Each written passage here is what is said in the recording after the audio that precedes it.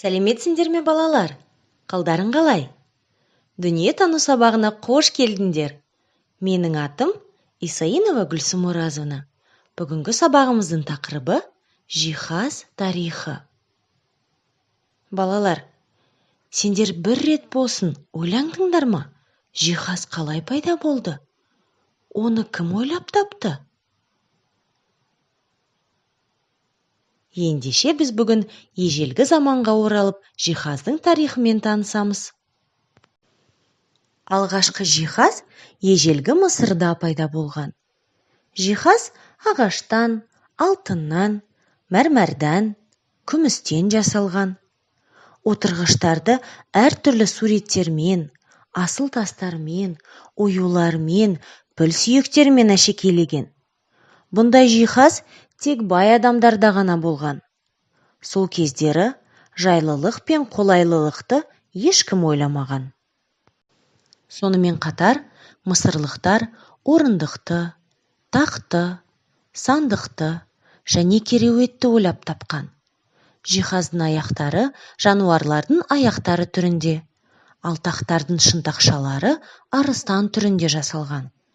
Кедей адамдар өздерінің заттарын, киімі мен азық-түлігін себеттерде және балшық ыдыста сақтаған. Жерде, төсегіштерде, сабанда ұйықтаған. Неге жиһазды ағаштан жасаған? Өйткені ағаштың қажетті беріктігі, майысу қасиеті бар. Салмағы біршама жеңіл және ол өңдеуге келетін материал. Ежелгі Грекияның жиһазы Мысырдағы жиһазға ұқсас, бірақ біршама жайлы, қолайлы және көрікті. Гректер де жиһазды ағаштан, қоладан және мәрмәрден жасаған. Бірақ ағаштан жасалған жиһаз қазіргі заманға дейін сақталған жоқ. Суретте қола үстел мен үш аяқ салынған.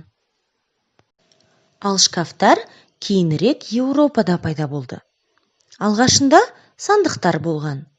Бірақ ішінде сақталатын заттардың көптігінен шеберлер біртіндеп бұл сандықтарды биіктеу жасаған. Бұдан кейін шкафтардың түр-түрі шыққан. Мысалы, буфет, кітап шкафы. Алғашқы жұмсақ жиһаз Францияда пайда болды. Басында отырғыштарды матамен қаптаған. Кейінірек матаның астына жүн немесе мамықты салуды ойлап тапқан. Диван деген сөз алғашында Осман империясында кездеседі. Басында диван деп құжаттарды, кітаптарды, содан кейін жиналыстар өтетін бөлмелерді, содан кейін ғана отыруға арналған арқалықтары, жастықтары бар орындарды атап кеткен. Ал енді киіз үй жиһазымен танысайық. Ағаш төсек.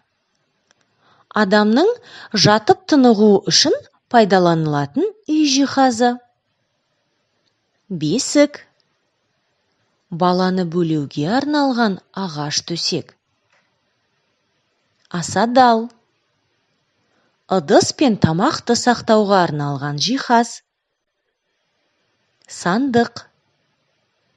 Киім мен заттарды салуға арналған бұйым. Әбдіре. Зат, киім, бұйым салып қоятын үлкен сандық. Жозы. Жерге отырып тамақ ішуге арналған аласа үстел. Балалар, біз жиһаз тарихымен таныстық. Ал жиһазды дайындауда қандай мамандар қатысатынын, жиһаздың түрлерімен біз келесі сабақта танысамыз. Осымен сабағымыз аяқталды. Назарларына рахмет. Сау болыңдар балалар.